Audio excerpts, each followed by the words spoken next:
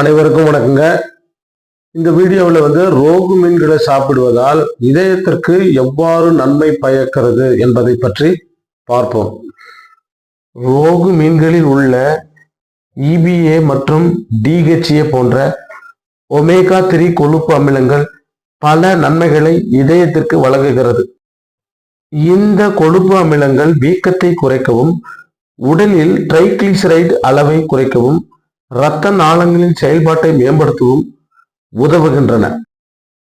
மேலும் இவை அசாதாரண இதய நாளங்கள் மற்றும் இரத்த உறைவதற்கான அபாயத்தை குறைப்பதற்கும் முக்கிய பங்காற்றுகின்றன. ஆகவே ரோகு மீன்களை சாப்பிடுவது இதய மற்றும் இரத்த நாளங்களின் ஆரோக்கியத்திற்கு மிகவும் உகந்தது. நன்றி.